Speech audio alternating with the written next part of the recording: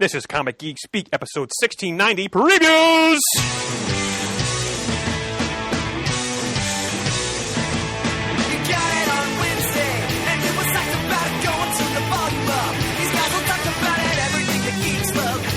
Laser beams, opinions like the seasons on everything you read in comics, movies, games, toys, artists, Comic Geek Speak, Comic Geek Speak, Comic Geek Speak, Comic Geek Speak, Comic Geek. Uniting the world's mightiest heroes, this is... I'm Brian Chrisman. I'm Adam Murdo. And I'm Chris Eberly. Comic Geek Speak. And welcome to the show. Once again, it's previews time, where we go through the previews catalog, the March 2018 previews catalog for items shipping to stores, mostly beginning in May of 2018. We'll get to that in just a little bit, but first, a word from our sponsors. This episode of Comic Geek Speak is brought to you by the Denver Independent Comics and Art Expo, otherwise known as DINK. Happening April 14th and 15th, 2018 in Denver, Colorado at the McNichols Civic Center. Now in its third year, DINK seeks to showcase the sequential arts, comic books, graphic novels, small press, zines, or zines, design and alternative art forms as part of a well-crafted, two-day, nationally recognized exhibition and celebration of the independent spirit. DINK brings together the creative community of comics, art, tattoo art, urban street art, and fans to promote and highlight their cultural impact, diversity, and relevance in the world. And this con was sort of helped develop by our good friend Charlito from the Inner Spinner Rack podcast, better known as Charlie LaGreca. So we want to help him out, and here's some of the creators who have already announced they're coming to the show. No particular order. Of course, Danielle Corsetto will be there. Mm-hmm. Part of the whole web comics invasion. Yes. Gerhard from, I don't know, from Cerebus. James O'Barr from The Crow. You've got Jeff Lemire, Jeffrey Brown, Jim Mahfood, Joe Kelly, Matt Kint, and Steven Siegel, as well as many others. You can get your tickets at dinkdenver.com. Now, they are sold out of a few of their specialty passes, but you can still get a two-day weekender pass for $22.75. But those prices will be increasing soon, yes. So the website tells us. So check them out at dinkdenver.com. And we're also brought to you by... The Collection Drawer Company, makers of the DrawerBox storage system, which is a fun and very useful twist on the traditional cardboard long box storage unit for your comic books. And the difference in drawer boxes is the drawer. You can access them by pulling a drawer out of the front of the box instead of lifting a lift off the top of the box, which makes it one heck of a lot easier to access the comics in the bottom row of boxes if you stack boxes one on top of the other in your home or other place of storage. So it is, as they call it, the easy access comic storage solution. And they can also be used to store things other than comic books. They actually make them in a variety of sizes and shapes, so you can use them to store magazines, LP records, sewing supplies, action figures, and more. And they also offer a range of accessories to enhance the utility of the drawer boxes, including the box locks stabilizers, which stop the boxes from tipping and allow you to stack more of them atop each other, and the box sort upright dividers, which are cardboard inserts that separate one section of comics from another within your drawer boxes for their added safety, protection, and organization. And this just in from the Collection Drawer Company. We have introduced an upgrade to all of our drawer boxes. Previously, the support sleeve was made with a single wall construction, and only our magazine size used a double wall sleeve. We now make the support sleeve out of double wall corrugated for all of our sizes. What this means to our consumers is the drawer boxes are stronger than ever because there are 2 extra sheets of upgraded weight paper in each sleeve, and with the inner shell, that actually adds up to 3 layers. Nobody does that. That's... Extra protection for your comics. Apparently, they have video that the Collection Drawer Company does of cosplaying fans at San Diego trying to destroy some of their drawer boxes and failing. So that is how powerfully protective these newly reinforced. Powerfully protective. I love the alliteration. Precisely. Oh, you went there. Went for the hat trick. So, yes, you can go to CollectionDrawer.com to find out all about it. The Collection Drawer Company, maker of the Drawer Box. It's a lifesaver for the space-challenged comic book collector and fan. Excellent. Oh, that and- was an inspired reading of copy there. Oh, thank you very much, Chris. And let me throw in one final mention here. They also offer volume discounts. So if you need to replace a whole lot of traditional top-loading long boxes with drawer boxes, they can work with you to give you a decent deal on your big order. And how do they do it? Volume. This past weekend, actually, as we record this, it's Wednesday, March 14th, 2018, at about 6:30 some p.m. Eastern Daylight Time. Now we're in Daylight Time. So it is. And we just had this past weekend our annual CGS Wild Pig Retreat in the backwater did. woods of New Jersey at Chris's humble abode. So thank you for hosting the event, Chris. Here, here. Brothers, I look forward to this every year, and the company has yet to disappoint. It was a delightful evening of fellowship and fine fare. Yeah, I'm sorry I couldn't stay overnight, but with the time change, I had to get back to home to get back to work the next morning. But Pants, every second of your presence was timeless. Oh, stop it. But so we did have, and actually we saw the Deemer family was there. Of course, Daniel Corsetto was there, Danny and Bill, James Hatton, of course, Murd, myself, and other friends and family. But we did talk about, as I mentioned on the air, like the last episode, we were talking about doing a Patreon set up for Comic Geek Speak. And I want to thank everybody who contributed their thoughts on the forums or to me personally. I think at this point, we're not going to go in that direction.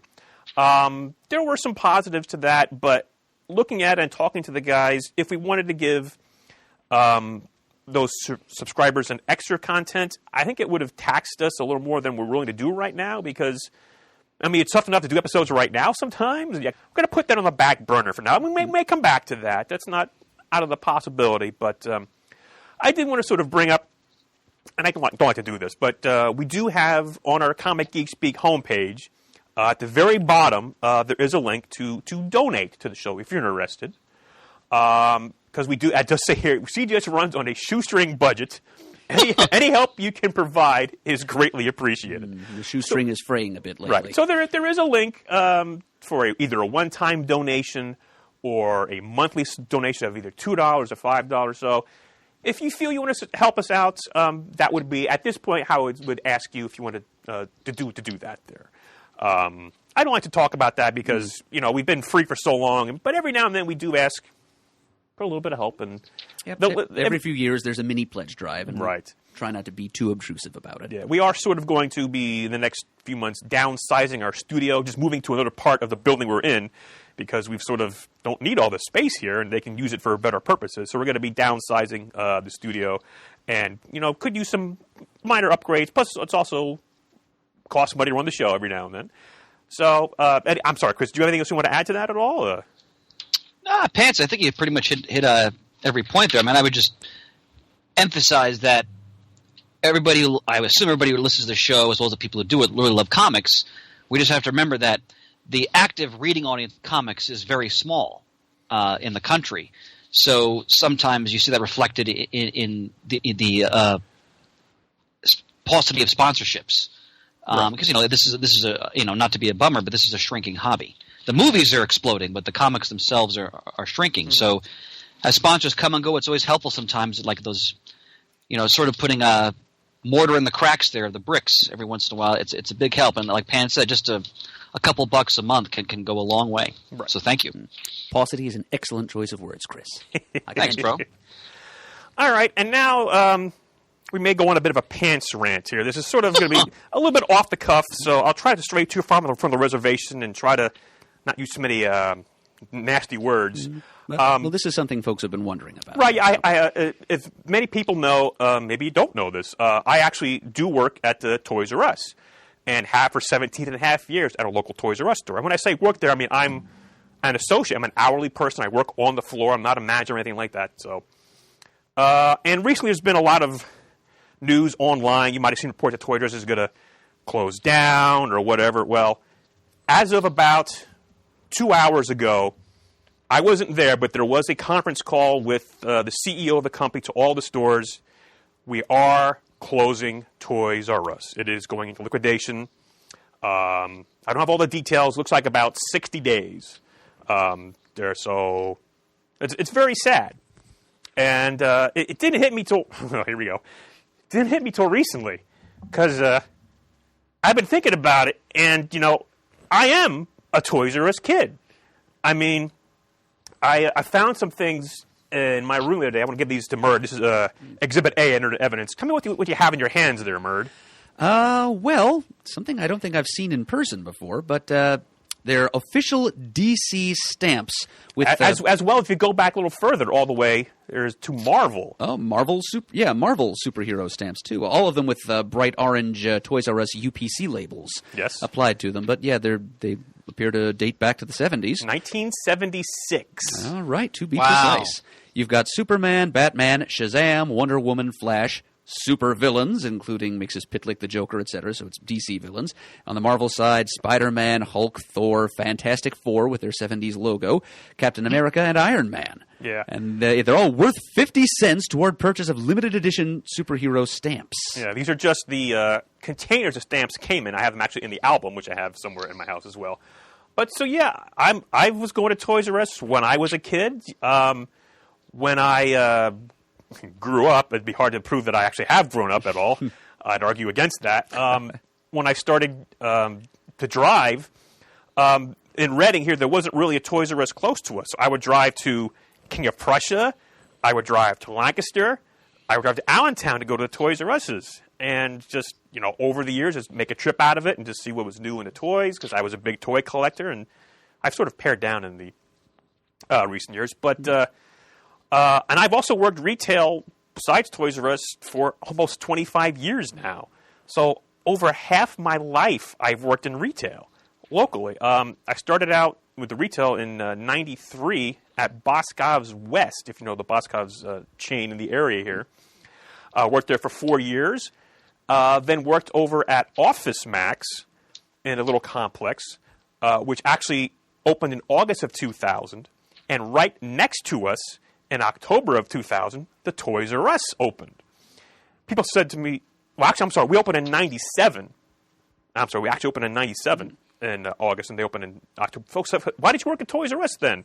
It's like, well, I knew if I worked there, I would, just spend all my money working, buying all the toys there and playing with the toys all day. So I worked at Office Max for 3 years, and then went to Toys R Us to work. And it was interesting because the manager at Office Max, when I was working there, and one of the guys, they would smoke. So they'd go out for smoke breaks. And whenever it came around to 9:30 when the store would open at Toys R Us, I'd say, guys, I'm going on a smoke break. And I go to Toys R Us for 10 minutes and just play with the toys and just look around. So that was, and then eventually I said, guys, I just got to go over and start working because I had a part open. So I've been there for 17 and a half years. So, yeah, they're closing down. And I try to, diffuse this with humor whenever I can, but it's kind of sad. They've been around for so long, been part of my life for so long, and yeah, I'm kind of not sure what I'm gonna do now. I mean, I went to college, I have a degree in math, and I just sort of stumbled into retail. It was just one of those things. When I went to apply for the job at Boscov's West, it was for a computer part-time working in the computer sales department. And I went in for the interview, and the woman working in human resources not only was good friends with my cousin, but also introduced my cousin to her husband. So I was like, okay, I'm in here, and was there for a while. And it's funny when I think about it, Boscov's West no longer exists now. Oh, yeah. That's now, what is that building now, Murray? Oh, I think it's a dollar store of some kind. It was a Food Lion, briefly. Right. The Office Max, next to work at Toys R Us, is now a designer shoe warehouse. And now Toys R Us is going away. So I don't have a very good track record for working places hanging around, apparently. I think it's just retail in general that doesn't have a very good track record these days. Yeah. So it looks like there's going to be about 60 days. I don't know what's going to go on with that. I am still planning I'm going to C2E2 at the beginning of April. I already have a room paid for and actually have a free flight, so I'm going out there for that weekend. I'm still hoping to go down with Murd down to Heroes Con in June. There's an art show coming up in May. But, I'm a simple man with simple needs. I think I'll be fine. I have some savings. I have a 401k. My house is paid for. So I'm not in any financial straits.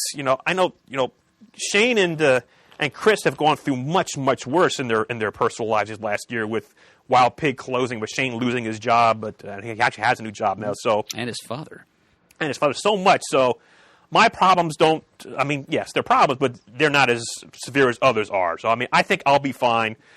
But it's tough.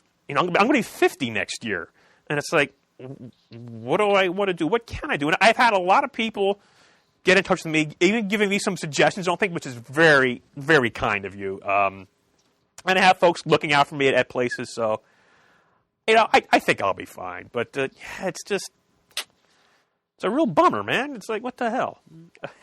Yeah, beyond being your place of employment, as you've said at length, it's been an important presence in your life even before you were of working age. Yeah.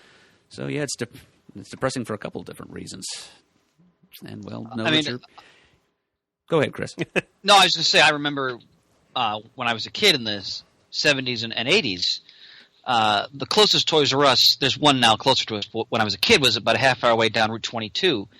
And whenever we went down there, to go to Toys R Us was the thrill of the week. Just to go to those aisles and to gaze longingly at all the toys and the action figures and the army men and all this stuff I was drawn to growing up. It was a singular experience, and it's a shame. In fact, the Sears and Roebuck across from that Toys R Us is already closed, and now that Toys R Us will close as well. I think we're just going to see more and more of this in the years to come as the economic terrain shifts. Mm-hmm. Even before this announcement came down, I was toying with the idea about just taking some time off from the show. So if I'm not on the show recently, it's not because of I'm like on the street or anything trying to we'll read comics for food and that kind of thing. I'll be fine, but just maybe take some time off. Like I said, I live within my means. I'm still going to buy comics. I actually just got today some artwork in the mail from an auction, so I'm still buying comic artwork, although probably I shouldn't. But, I did cut back on a few things. A Blue Apron has this little program where they get food sent to. So I had to cut back on the caviar and truffles. And I had to cancel my Fabergé egg of the month subscription. No. But other than that, I think I'll be fine. It's a little scary. I ain't gonna lie to you. I've been losing sleep and my tummy's been rumbling more than usual. But I just want to thank the folks who have reached out to me in whatever form that takes place. It's very kind. You're very nice. But yeah, end of an era. Bummer. So, well, yeah. Pansy, you may want to see it as a possible opportunity. Yeah, there's that. Yeah, yeah. I'm just in a weird state right now. So, I'm in Pennsylvania. That's not a weird state, but you know what I'm saying. Well, it's pretty weird. Pretty weird. All right. Well, enough about me. Let's jump into the previews catalog. Starting at first of all, I guess I still have some stuff in here about Free Comic Day in the front, which actually I neglected to order my Free Comic by books. I have to now find them on the actual day itself. But plenty of stuff to look for with that, and a lot of good stuff. So where do we want to start, guys? Do we want to start with the Dark Horse? Hell yeah. Okay. Go. Dark Horse. We talked last month about Xerxes, The Rise of the Fall of the House of Darius, and The Rise of Alexander on page 51. That's issue 2. And I'm very intrigued to see how Frank Miller is going to interpret another era of the history of ancient Greece and ancient Macedonia. So 300 was entertaining. Let's see how he does here. I'm not looking for historical accuracy, but just a good rip-roaring yarn, basically. A rip-roaring yarn. Indeed. Looks like May is going to be a good month for Evan Dorkin fans. Pages 55, 56, and 57.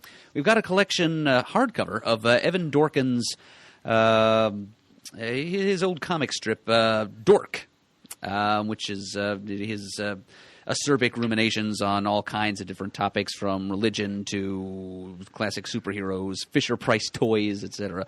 So it's just his classic brand of slightly gritty and edgy humor, collected in a hardcover volume here. Looks like 272 pages.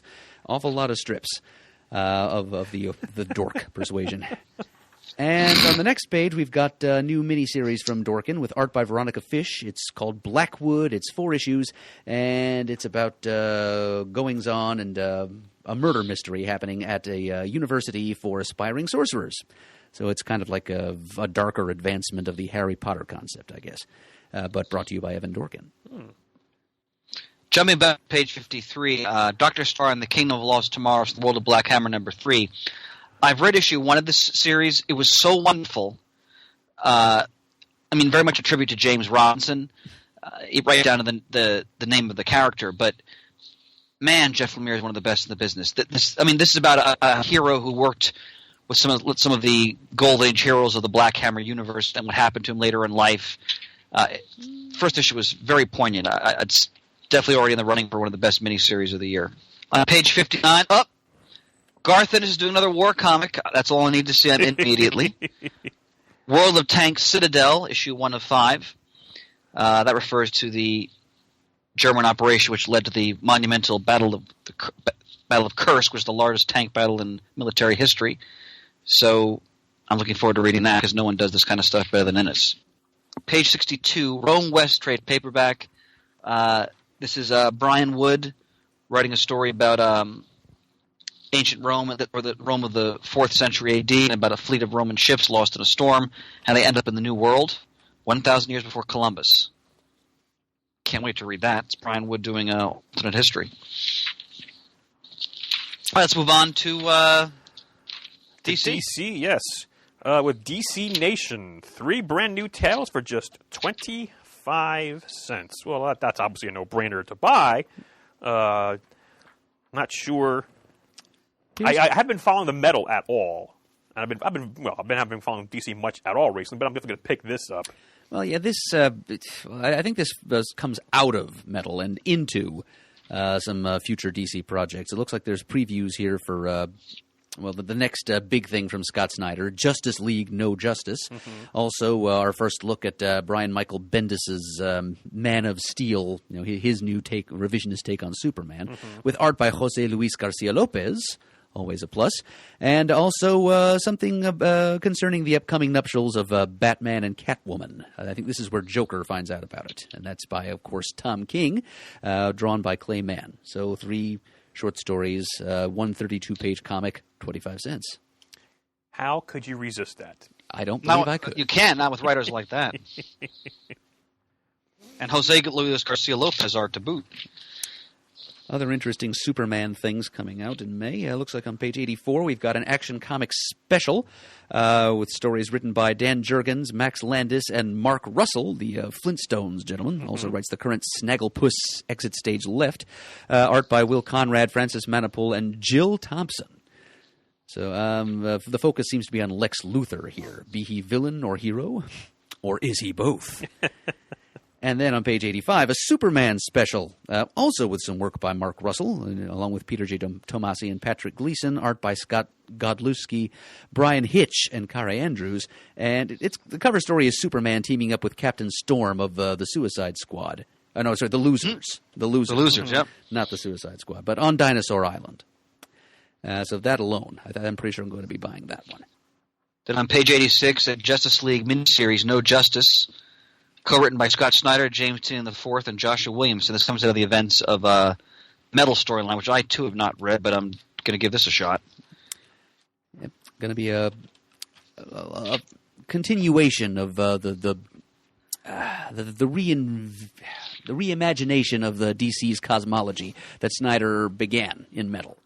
Here he's telling us that apparently the 4 fundamental forces of the DC universe are mystery, wonder, wisdom, and entropy, and representative avatars, like cosmic entities based on those 4 concepts, are threatening the planet Kolu, homeworld of Brainiac.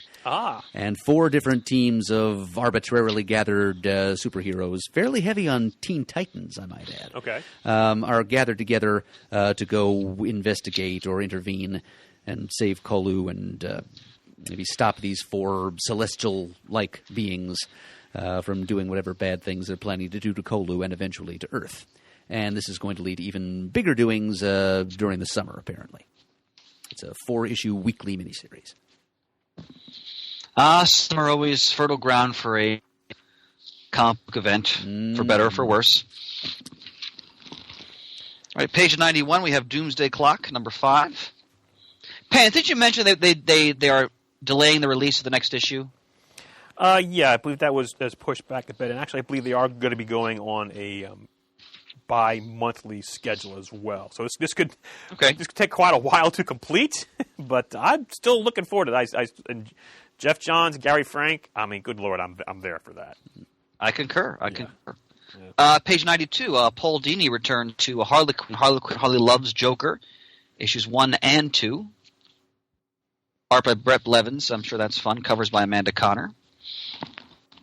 Mert, I thought of you immediately when I saw this, because on your last Wondrous Time Bubble, the 30th time, you talked about the Challengers of the Unknown, one of the sort of the forgotten iteration of that team.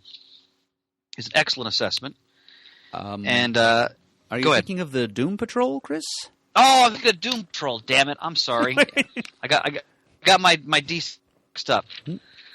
There was the Middle Age right there, ladies and gentlemen. Happens to the best of us.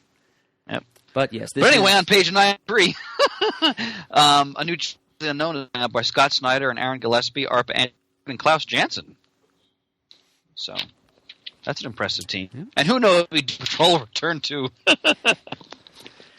Yeah, so I have the copy of the Terrifics #1, but I haven't jumped into it yet. I hear good things about that. Is anybody interested in reading any of the other new Age of DC Heroes books? The new The Immortal Men looks kind of interesting. Okay. I'm pretty sure I'm going to be trying that. The rest, maybe I'm being unfair here, but they all look like fairly flagrant and deliberate rip-offs of various Marvel concepts. Yes, that's the gist I've gotten from that. Yeah, honestly, the Terrifics are as flagrant as any of them, but at least it's written by Jeff Lemire.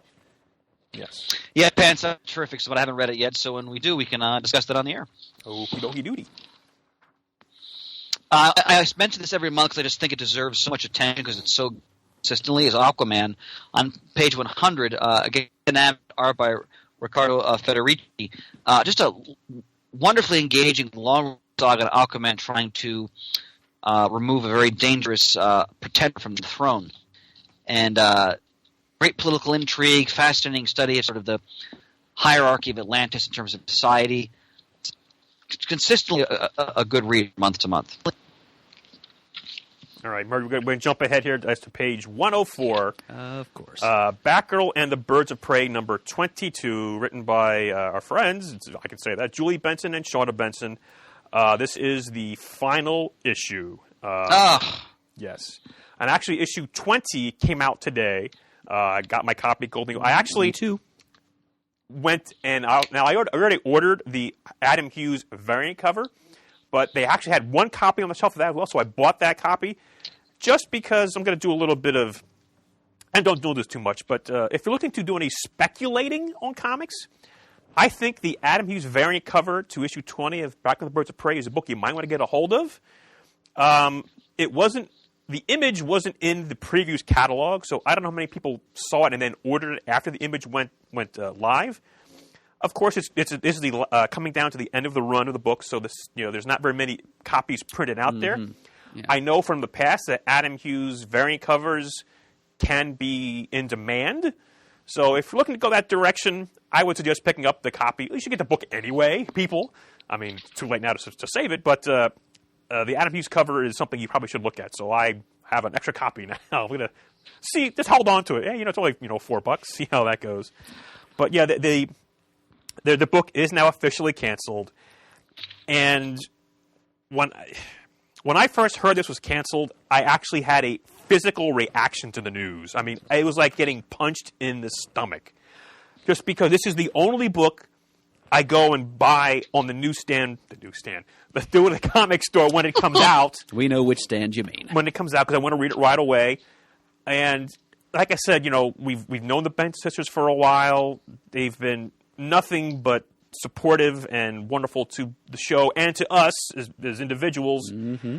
And it's a damn good book. and I'm sorry to see it go. Now, they actually have another book later in the catalog that's coming out, and we'll get to that in a second. Green Arrow Annual Number 2, which actually I believe is a tie-in to the Justice League event. If I'm not totally mistaken, how do they describe that here? We're going to page, vamping in page 118. Yeah, it's a tie-in to the Justice League No Justice, Green Arrow Annual Number 2. They're writing that as well.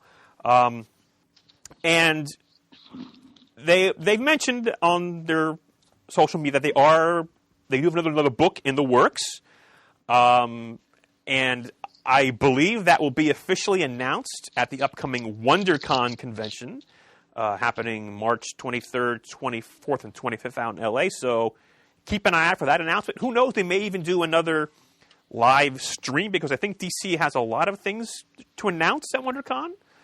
So if you want to see what they're doing next, the Benson Sisters, check out the WonderCon. But yeah, issue 2, and again, a great cover here by Terry Dodson.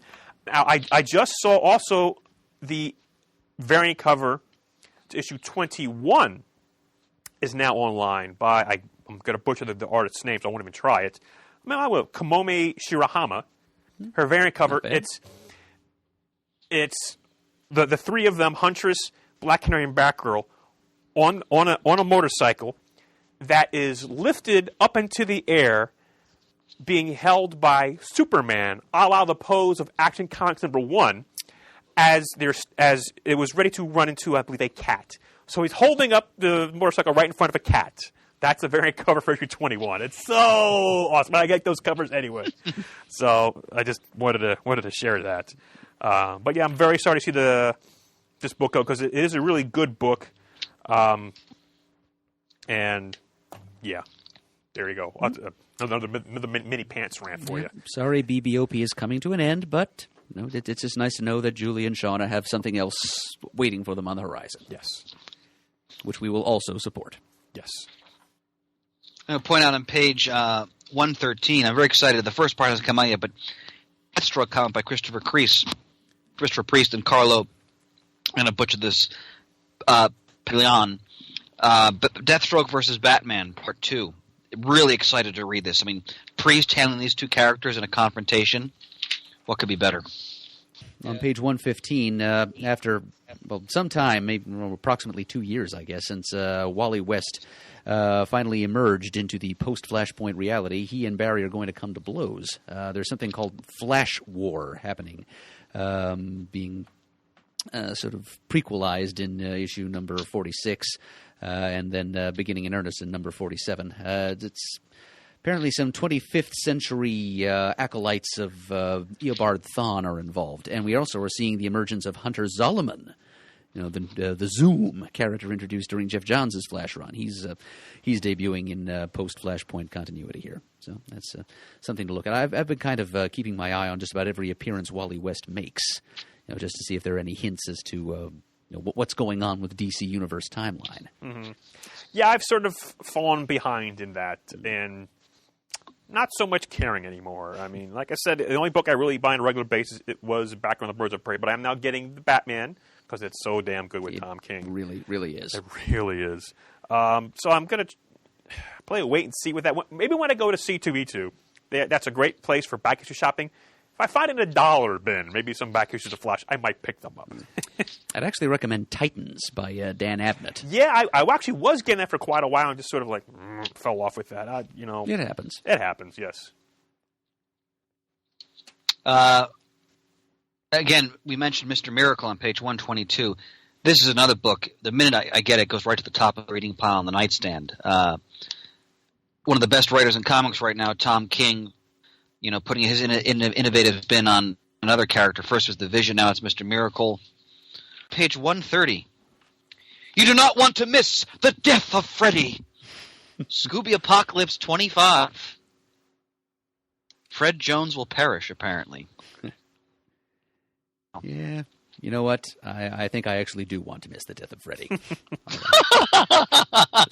Saying that on the record. Come on, Martin. Where's your spirit of adventure? I don't know. I think it died of radiation poisoning. I love this guy. I love you too, Chris. Thanks, hon. On page 129, under DC's Young Animal sub-imprint, brought to you by Gerard Way and Friends, there's a trade paperback there of the, still ongoing at the time of this recording, I think, Justice League Young Animal crossover. So there were a whole bunch of one-shot specials, a JLA Doom Patrol special, and a Doom Patrol JLA special as bookends, and then other one-shots crossing over the different Young Animal titles with DC Universe characters. Including Swamp Thing, who's kind of borderline. So they've already solicited a trade for this story. It's going to be all kinds of bizarre, and it's $19.99 cover price. Something to think about. Were you a fan on page 138 of The Legion by Dab and Andy Lanning? I came into it a little bit on the late side. Okay. This volume collects the Legion Lost maxi series. Okay, yeah, I actually... Legion Lost marked my jumping off point for the Legion titles up to that point. I mean, they did one or two arcs just before and leading into Legion Lost. They introduced a new alien race called the Blight. And I stuck with it that far, but when they did the Legion Lost thing, I just kind of stopped reading. And I didn't come back to the Legion until a couple of years later. In fact, I'm just now reading like the first few issues of the Abnett and Lanning Legion series. They're just called The Legion that I actually bought. So we're talking about like the end of 2003. Coming to a future time bubble near you, ladies and gentlemen. A far future time bubble, yes. But what the hey, time, as we know, is relative. Indeed. I asked because I maybe it was Pete. Who didn't someone among our merry group love Legion Lost matching that? It very well may have been Peter. Okay. That just ring a bell. I think Brian was a fan of the Olivier Coipel artwork. Indeed. I can understand that.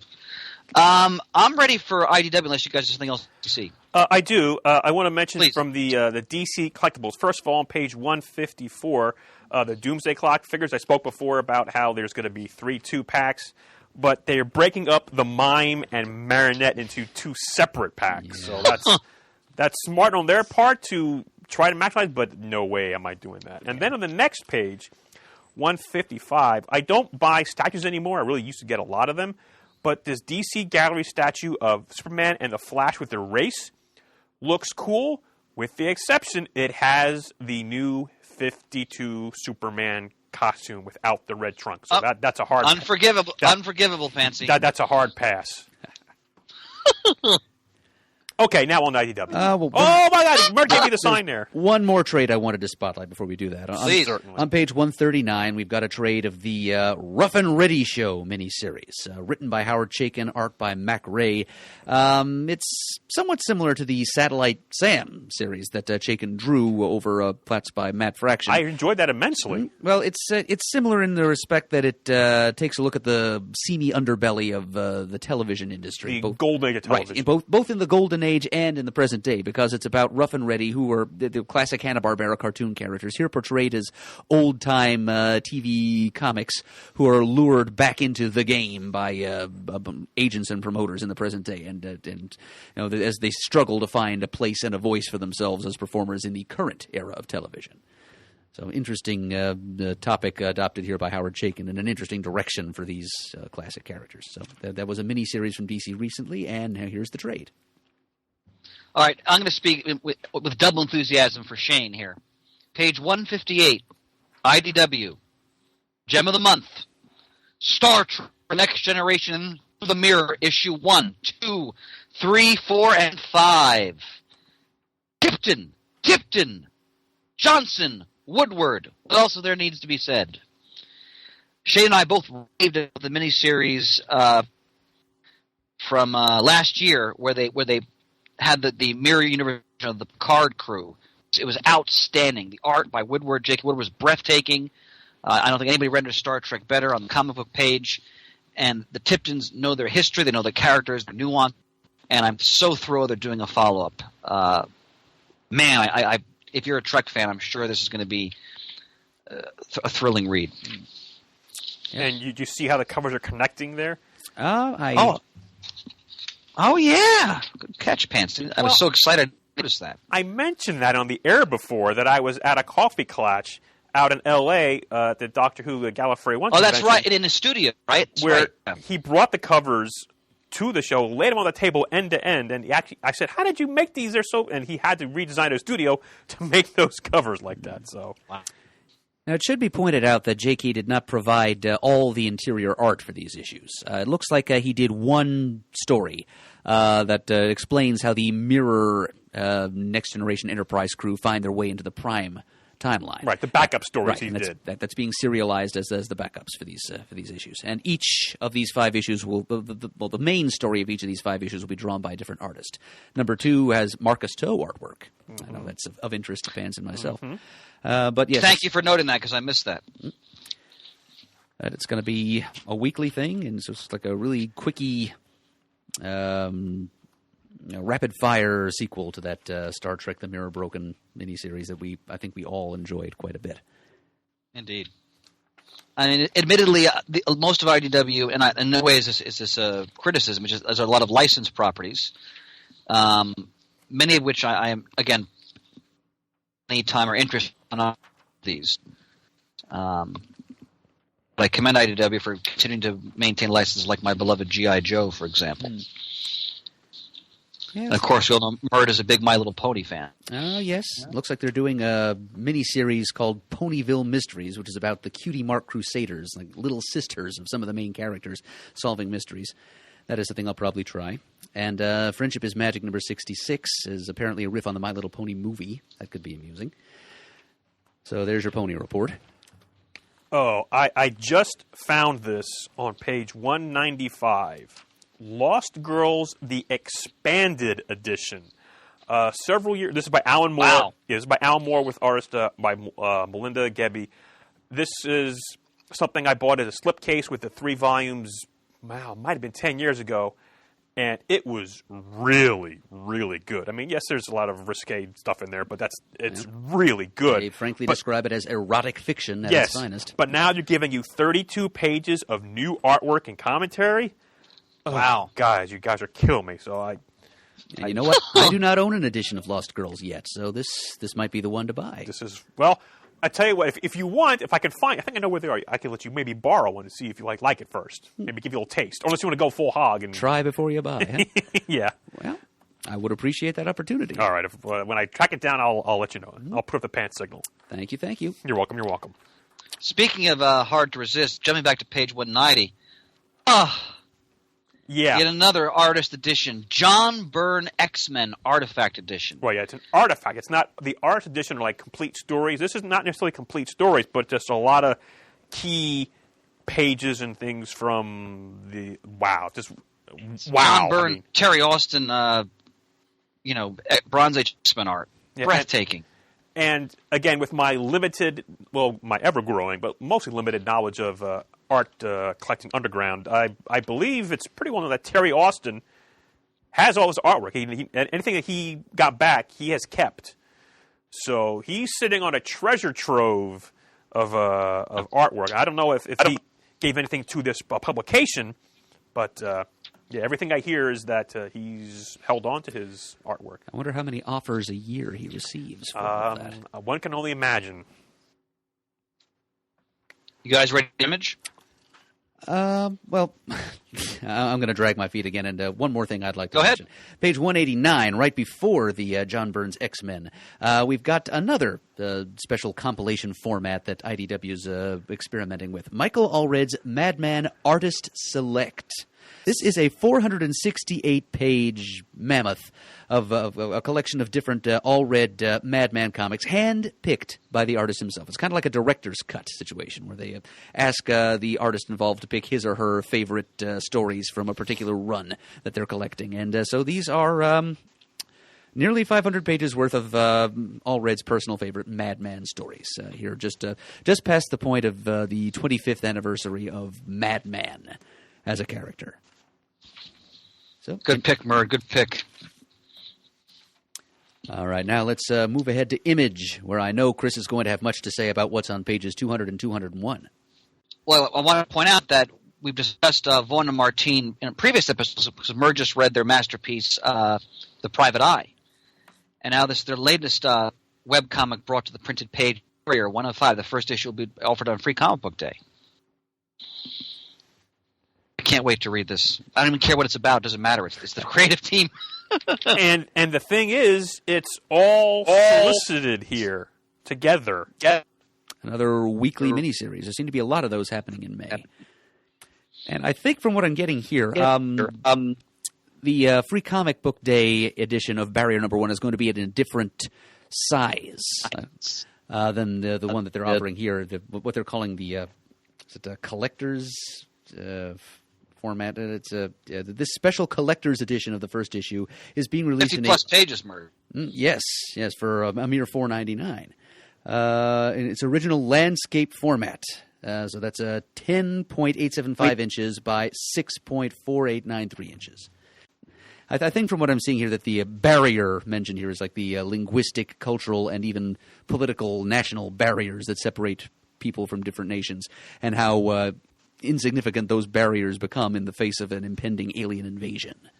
That seems to be what it's about. So it's going to be some clever social commentary by Brian K. Vaughan with some beautiful artwork by Marcos Martin. But as you said, Chris, it doesn't really matter what it's about with this creative team. I think we should all be buying it no matter what. Amen, brother. Well, let's see. On page 204, we've got another entry in the expanding genre of American culinary comics, which has long been a staple of Japanese comics. But leading the way, Brian Wood brought us Starve, also through Image. And recently from Dark Horse, we saw Anthony Bourdain's Hungry Ghosts. And now we have Flavor, written by Joseph Keating, with art by Wook-Jin Clark, Tamara Bonvillain, and Rich Tommaso. And it's a story of an adventurous female chef and her pet dog. It's not going to be quite as gritty as Brian Wood's Starve, for example, but still, if you're hungry for comics about cookery, this is another place to go. Now, as a conscientious citizens, we owe a mention to the Where We Live Las Vegas Shooting Benefit Anthology that's being solicited on pages 208 and 209. Thank you, Murray, for catching. Wow, look at the people they got to contribute to this. Okay, so we've got Mike Allred, Brian Michael Bendis, Ivan Brandon, Kurt Busiek, Amy Chu, Kelly Sue DeConnick, Neil Gaiman, Kieran Gillen, Mike Mignola, Mark Millar, Greg Pak, James Robinson, Gail Simone, Brandon Graham, Rob Williams, and many more. And that's just the writers. On the art side of it, Raphael Albuquerque, Mike Allred again, Jeff Lemire, Jamie McKelvey, Bill Sienkiewicz, Brandon Graham again, J.H. Williams III, and there's actually a little essay here on page 209 from Williams himself explaining the importance of this project. It's just a bunch of different stories put together into a package to help raise money for the survivors of the Las Vegas shooting of this past fall and their families. Right. 100% of the proceeds for the Where We Live anthology will be donated to an existing GoFundMe campaign for the survivors in Las Vegas. Well, sign me up for that. It's a great cause with some really great creators. All right, let's do Marvel. Okie doke. There's a lot of crossover books this month for the Infinity Countdown, including one with Dark. Yes, exactly. Yeah, I'm afraid my participation in the Marvel section is going to be a little spotty because I don't happen to have access to a Marvel previews. But I do have some notes that I took. So I can't do it in order. I don't know what the page layout is looking like. But one of the things I wrote down was indeed Infinity Countdown Darkhawk, a 4-issue miniseries written by Chris Sims and Chad Bowers, I think their names were. And I think I saw Ron Lim providing the artwork, or at least some of it. And it looks like it's going to be hearkening back to Chris Powell and showing us that he's a cop these days, as his father was before him. And I think it's going to undertake to bring together the early days of Darkhawk with what was done with the character and his backstory during the Reign of Kings storyline a while ago, and tying it all in, though I suspect it'll be somewhat tenuously, to the Infinity Countdown story. But because it's Darkhawk and because it looks like there's Ron Lim artwork involved, I think I'll probably be buying this 4-issue miniseries. It's probably the only Infinity Countdown thing I'll be buying this month. And Ron Lim is providing a variant cover for issue 1. Great. I want to put on page 2, I'm sure Pan on this. Jason Aaron Avengers #1. So again, Marvel's rebooting the numbering because that always brings in new readers. And pencils by Ed McGuinness. So the team is Thor Odinson, Steve Rogers, Tony Stark. Looks like Deadpool's there. It's Jason Aaron. I mean, he's finishing up one all-time great Thor runs. I'm on board with this immediately, even though I'm remembering for the gazillionth time. But bringing the Great legacy team there. numbering just in time to get us to number 700 with the whole no surrender story, and then right back to a new number 1. Yeah, it's a little disappointing, but we all knew it was coming. As you say, Chris, go ahead. I'm sorry. If it's going to happen at all, it's good that they're renumbering with a top flight creative team, and that's certainly what they're giving us here. Well, as I've said in the past, I'm following writers now for characters in most cases. On page 8 and 9, so they're starting a new volume of Black Panther, still written by Todd Nehisi Coates, penciled by Daniel Acuna. And this touches upon a story that was in Marvel Legacy 1, where T'Challa realizes there is a multiversal Wakandan empire that he realizes exists. So I've really enjoyed Todd Nehisi Coates' run on his volume of Black Panther, and with this, I wanted to point out, by the way, I just read in my last shipment the Black Panther Annual, which was a tribute book to. They had a story by Don McGregor, Christopher Priest, and a story by Reginald Hudlin. The McGregor story was so moving because we all know Monica Lynn was one of the Black Panther's great loves, but it's not going to use her in the movies, at least thus far. And McGregor tells sort of his end of her story in terms of the stories they wrote in Jungle Action. It's beautifully told. The man can still ride up a storm. And then Priest's story, talk about going home again. It's T'Challa having a brief encounter with Ross, and it's the Christopher Priest version of those characters. And what's interesting is they were in such a way that it seems that all his work back into continuity, which I find interesting. But it's a great little snippet of why Priest is, for me, the definitive Black Panther writer. So, please check out that annual. Marvel. I think we have a Spider-Man 800 coming out, if I remember correctly. Yes. Which is bringing to a close the Dan Slott run on the character. It's going to be 80 pages long under an Alex Ross cover, art by Stuart Immonen and several other artists who've worked with Slott over the years. And it's going to be a $9.99 cover price. On page 52, The Mighty Thor at the Gates of Valhalla, #1.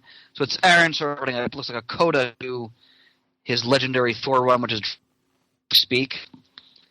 Basically, it's a point now in my reading where if I see Jason Aaron, I buy it.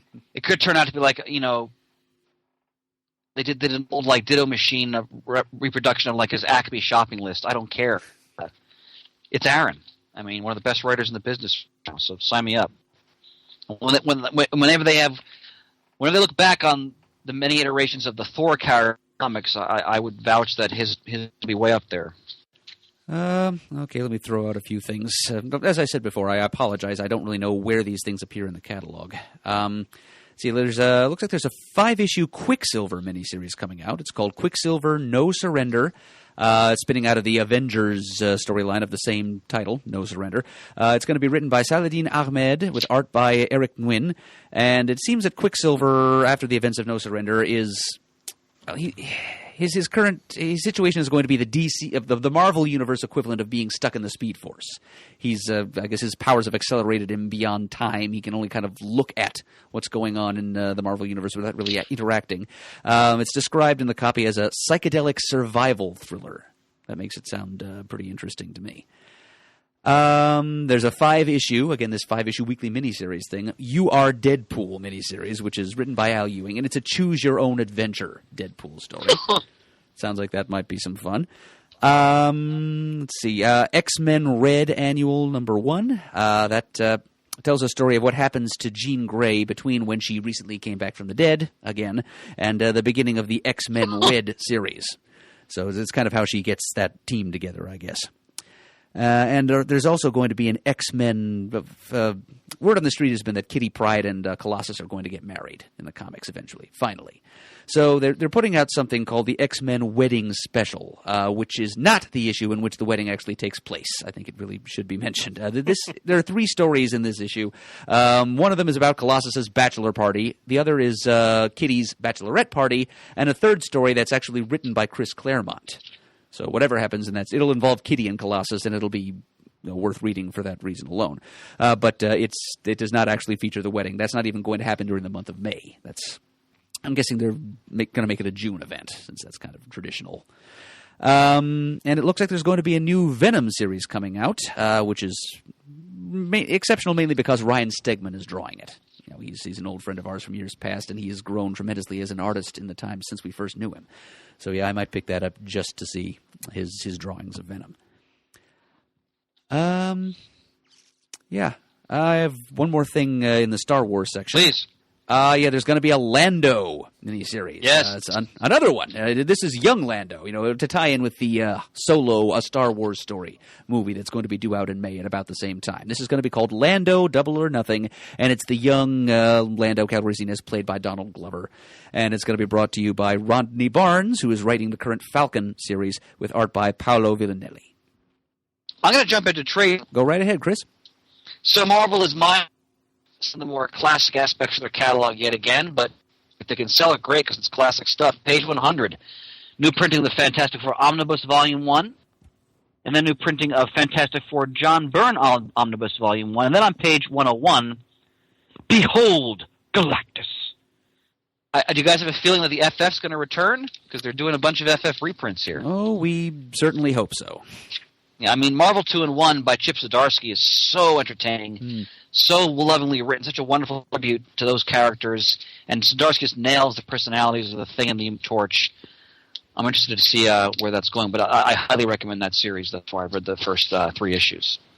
I think that's about it for Marvel. I'll do a couple of shout-outs before I have to return to some family duties. Go right ahead. Not duty, but duty. All right. Your runway is clear, Chris. Yep. I made that lame joke for you, by the way, Pants. Appreciate it. Page 258. Every month this appears, I will mention it because it is a sacred duty. Strangers in Paradise. Number 4. Pants, you read the first issue? Yeah, he actually is. He's on the phone. This will be edited out. No I get problem. the feeling. If you love Strangers in Paradise, if you haven't read the first issue, you read it. It's just like you're home. It doesn't miss a beat. Again, one of the great living masters of comics, Terry Moore, his greatest creation. He's returned to it. It's to me, Strangers in Paradise is one of the best titles in the history of American comics. Look for the pocket editions. You won't be disappointed. I want to mention on page 265, Garth Ennis, Goran's, I'm going to mispronounce his name, I apologize. Suzuka, A Walk Through Hell #1. He's one of the artists from Why the Last Man, and it's Ennis doing a crime story involving FBI agents. That's all I need to know. I'm reading it. That's from Aftershock, which always seems to land some great creators in their stable, so to speak. On page 272 of Aftershock, The Art of Jim Starlin, A Life in Words and Pictures hardcover. Any retrospective in Starlin is immensely well-deserved and deserving of support if you can afford it. It's 50 pages, full color. That's going to be a real treasure of great comic book history right there. Mert, I thought of you on page 278, the Pink Panther 55th Anniversary Special. American mythology. Kind of an unusual milestone to celebrate. Indeed. I loved that cartoon when I was a kid. Yeah, as did I. They used to have reruns on TNT in the early evenings. It's part of years. Go ahead, Mert. I'm sorry. It was part of the Bugs Bunny and Pals block, which had Popeye cartoons, Looney Tunes, like Tom and Jerry, Tex Avery, MGM cartoons, and also Pink Panther. Well, I remember when my kids were much younger, we actually grabbed that like a cheap Pink Panther episodes. What a hoot to return to that. I want to point out on page 315 that they're really knocking out of the park with of the Apes adaptations. The Ursus mini is tremendous by David Walker. He's one of the great writers in comics right now. I highly recommend that if you're a Planet of the Apes fan. Now jump over to Tomorrow's, and I'll leave the rest of the previews in your more than capable hands. But Tomorrow's releasing a new magazine, Retro Fan #1.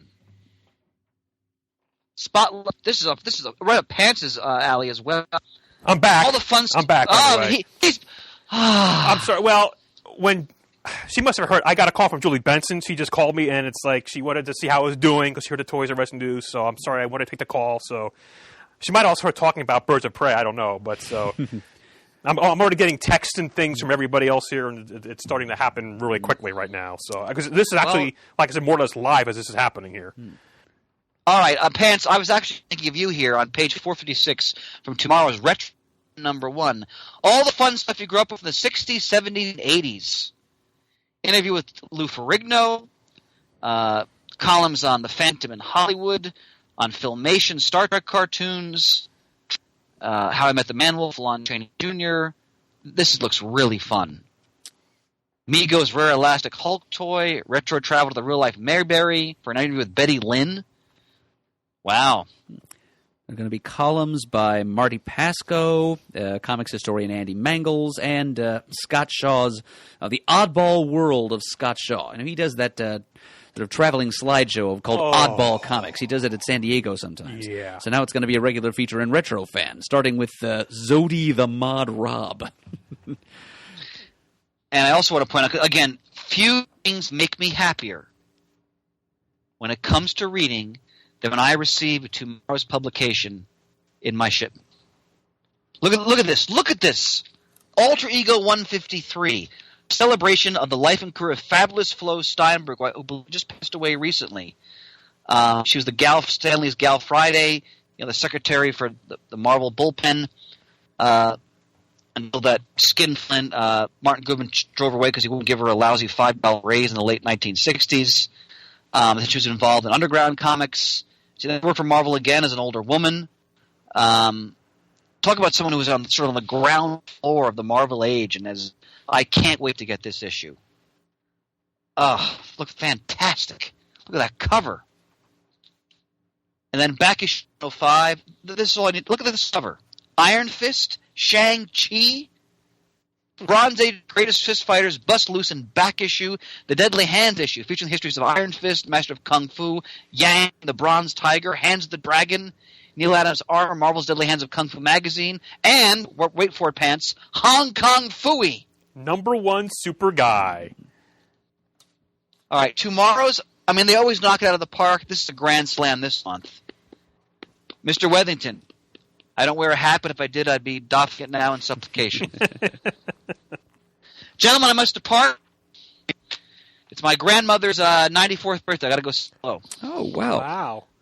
Oh, please tell her that your comics podcasting friends give her our best. Murd, I'm honored. I shall convey that. And my friends, I'll talk to you soon. Pants, hang in there. There could be new vistas opening up a horizon for you. Thank you very much, Chris. All right, brothers, I'll talk to you soon. Have a good night. All right. I'll see you. Good night, sir. Bye-bye. Bye-bye. Good night. Yes. All right. So, for the back of the book, I don't usually... I'm sorry if you guys already covered this. I don't have too much. I'm sure you covered Strangers in Paradise.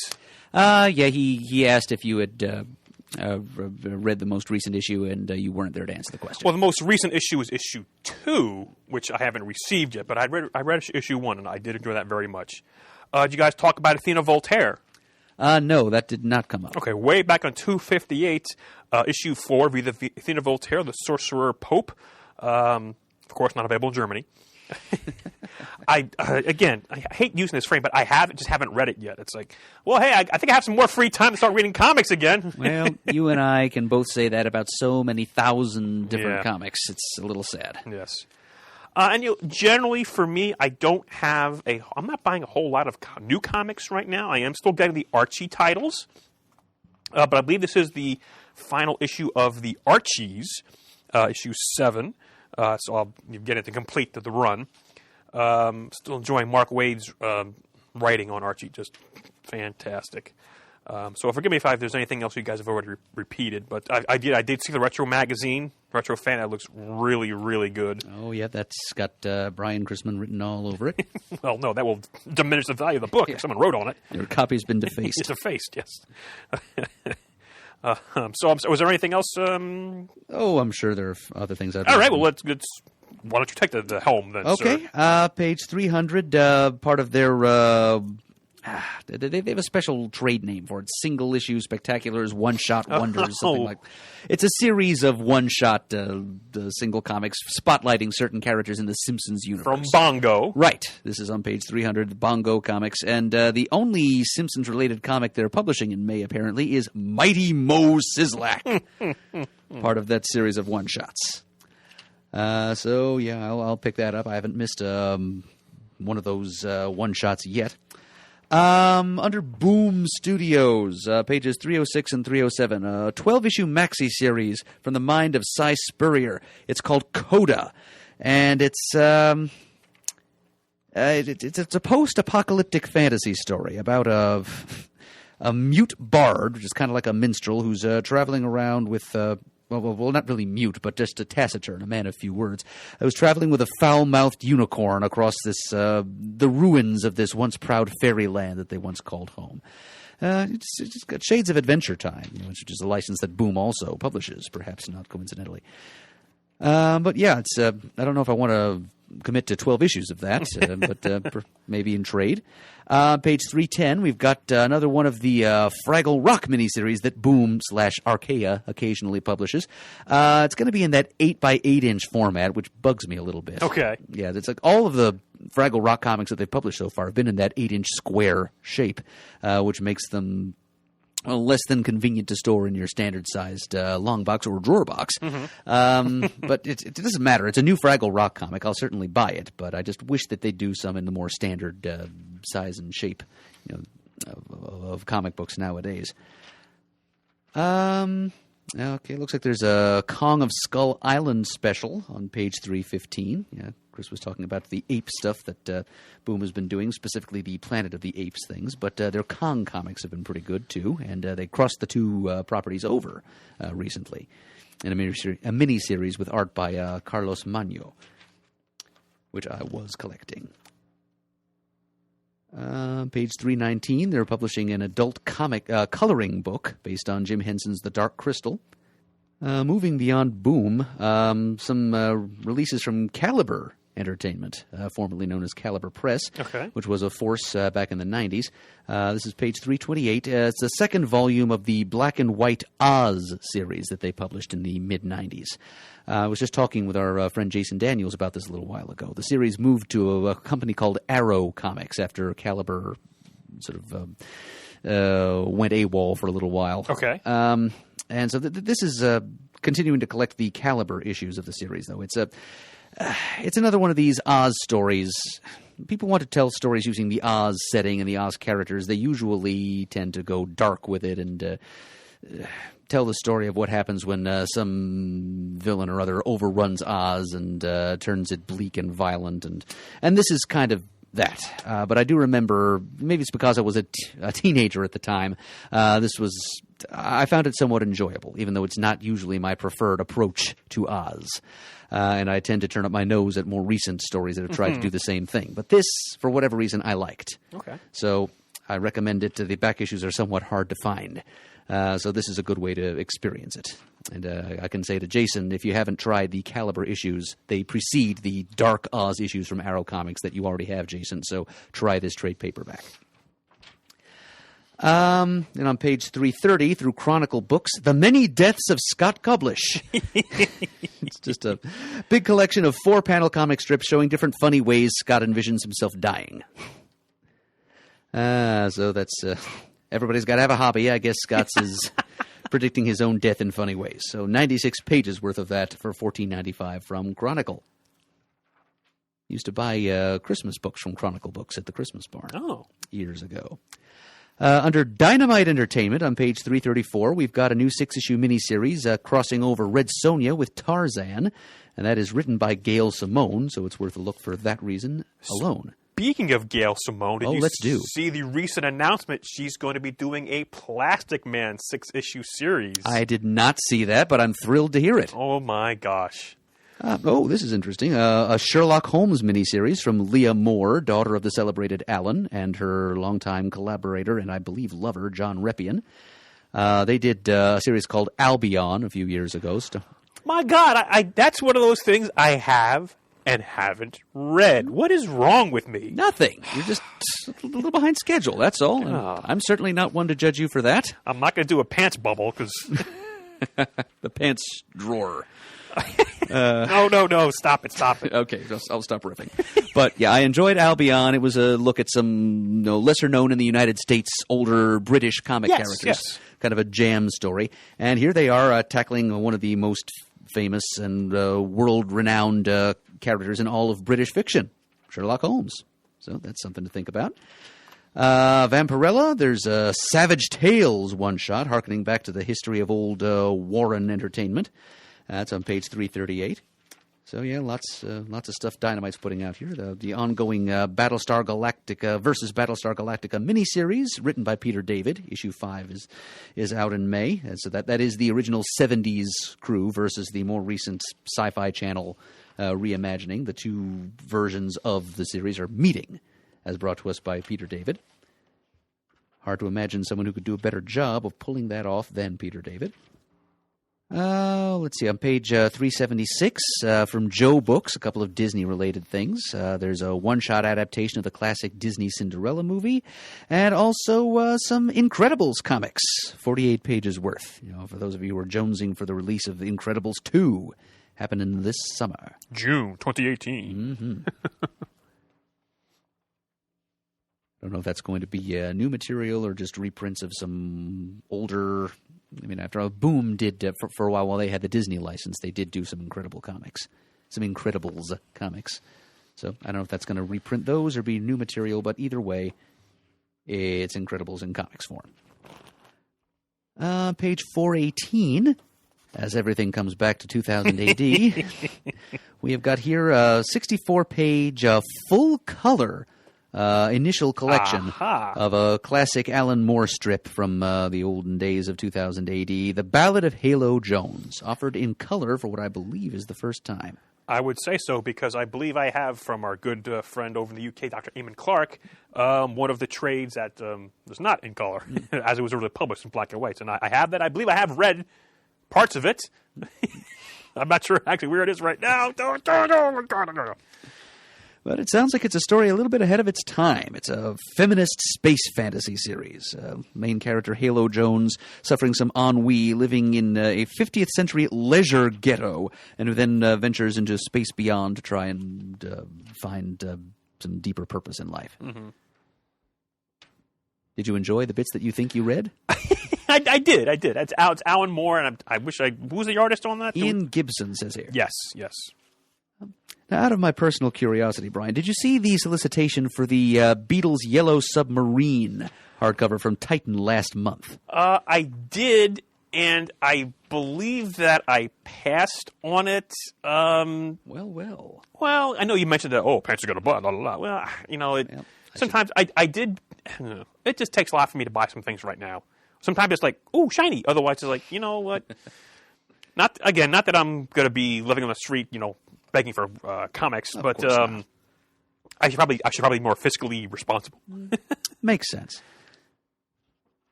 But I mean, because those artifact editions, are you kidding me? I'd be getting them all the time if I could. But I did break down, get a Terry Moore one last month from Strangers in Paradise. But what are you going to do?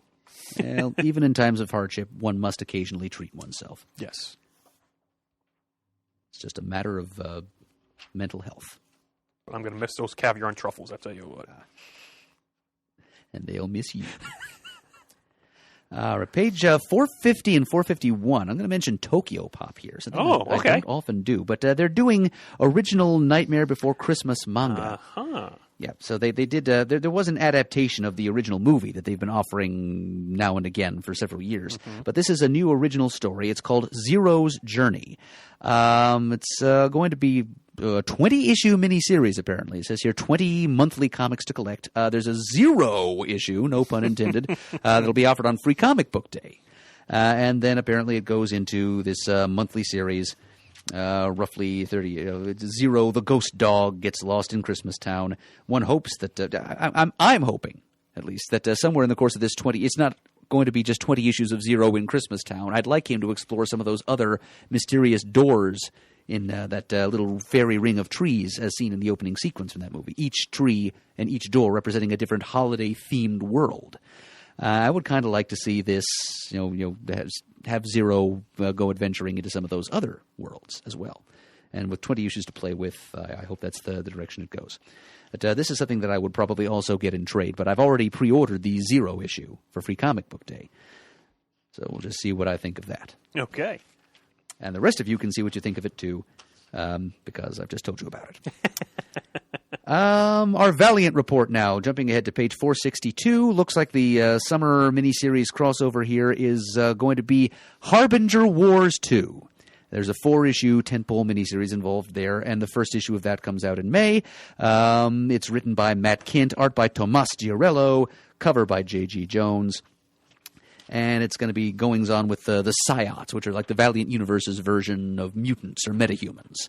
They've been central to the Harbinger team concept for years, and ever since Valiant version 1.0 back in the 90s. And now we've got they're going to be at the center of this new Harbinger Wars crossover. So, Valiant fans, that's going to be your meat this summer.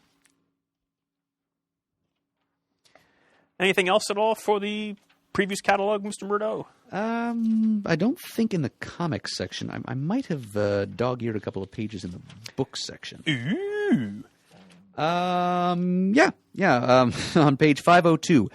A graphic biography of Gandhi, written by novelist Brad Meltzer. Oh, okay. Now that has me thinking. Oh, man. Oh, I'm sorry if I'm presenting you with further temptation here. But in softcover form, it comes in at only $8.99 cover price. It's Meltzer teamed up with various artists, it says here, to tell the tale of Mohandas Karamchand Gandhi, the tremendously influential social reformer in India. It's going to be a worthy read, I'm sure. Meltzer is best known to superhero comic readers for Identity Crisis and also his run on Green Arrow. But here he's telling this biographical story of a beloved man and worker for peace whose story deserves to be told in any medium. Yeah. And I think that is about all I've got. All right. Wraps it up for the previews catalog again for March 2018 for items shipping to stores mostly beginning in what did I say here? May of 2018. All right. We have some time here. Oh! Blindside. But not so blindsided I can't play the air harp. Time once again for our trivia contest, Muddle the Murd, where you can ask questions 3 to try to muddle the Murd, and if you do, you win a prize. What could you win, you ask? I ask. Okay. What could they win? And I hope it's small. It's not small. Oh, I'm sorry. It's another piece of original artwork given to us by our anonymous art donor. Right up for prize right now is a Cully Hamner page from Action Comics Annual number 1 from the New 52, page 15. This could be yours if you muddle the Murd. And, oh boy, Murd, this question comes to us from Martin Bow. Oh, who lives in Australia. He lives in Australia. Sorry. Hope it doesn't get you here, but they're real quick questions here. He goes, "Hi, guys. I hope this new year finds you well. I just listened to your post-holiday episode and thought I'd try to once again muddle the Murd. DC, pre-1970s. Who drew the cover and interior artwork for the last issue of Hawk and Dove from 1969. The last issue. Okay. Well, there's one very obvious guess, which is probably going to be wrong. But I don't have anything better to say, really. Unless. Steve Ditko. Gil Kane. Okay, my second guess would have been Dick Giordano. So Okay. either way. Question 2. Independence, 1970s to 2000.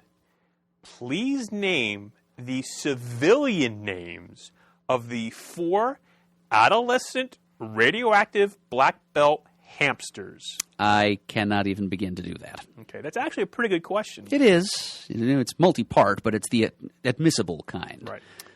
Bruce, Chuck, Clint, and Jackie. Okay, named after action stars. Okay, yes, that's a perfectly fair question.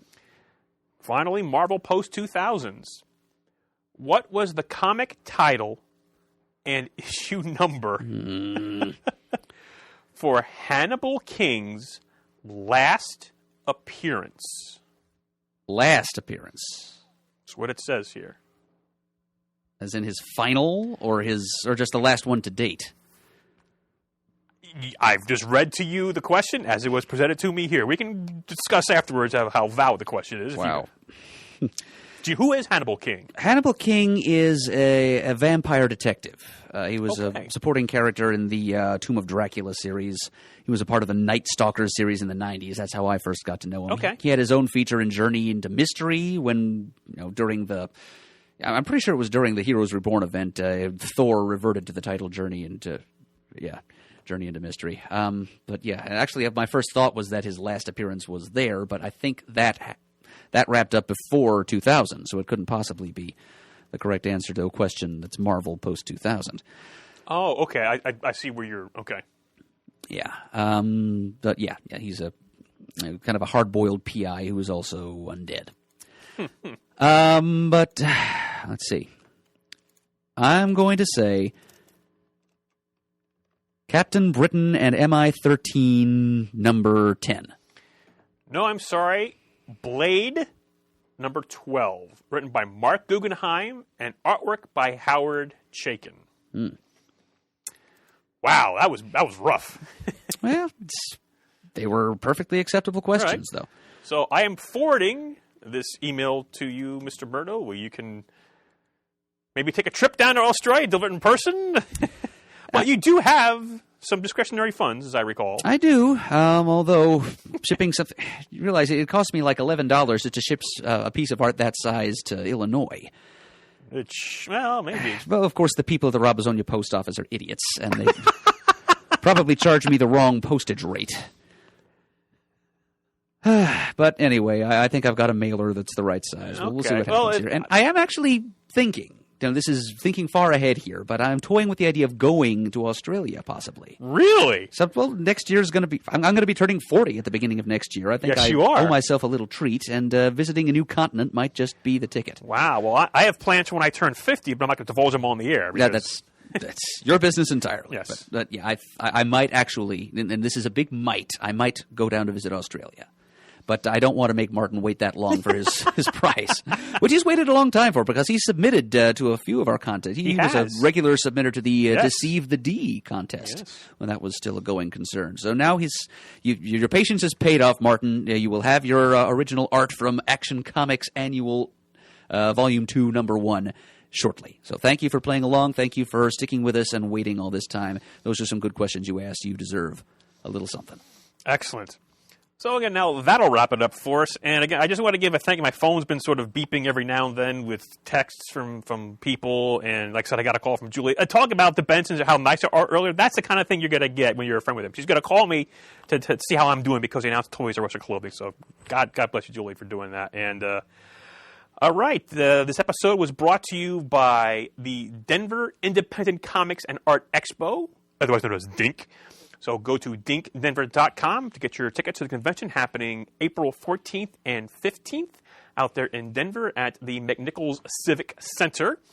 Also, this episode is brought to you by The Collection Drawer Company, makers of the Drawer Box storage system. The comic boxes you access from the front, not the top. Go to collectiondrawer.com to figure out how to overhaul your collection storage system today. If you'd like to send us an email, the address there is comicgeekspeak@gmail.com. If you'd like to leave a voicemail, you can call 267-702-6642. You can follow us on Twitter. You can like us on Facebook. Our Twitter handle is @comicgeekspeak. You can go to thecomicforums.vanillaforums.com, which is our forum presence, where you can leave feedback about this and many other episodes of our show. Tell us what you like from this month's previews catalog, and also engage in various geeky conversations on a variety of topics with your fellow Comic Geek Speak listeners and fans. Join our community there. We'd like to give a special thank you to everyone who has donated monetarily to the show recently or in the past. Really appreciate it. The show would not be what it is today without your help. And as always, we are uniting the world's mightiest heroes, one listener at a time. I don't want to grow up. I'm a Toys R Us kid. They got a million toys at Toys R Us that I can play with. I don't want to grow up. I'm a Toys R Us kid. They got the best for so much less. You really flip your lid. From bikes to trains to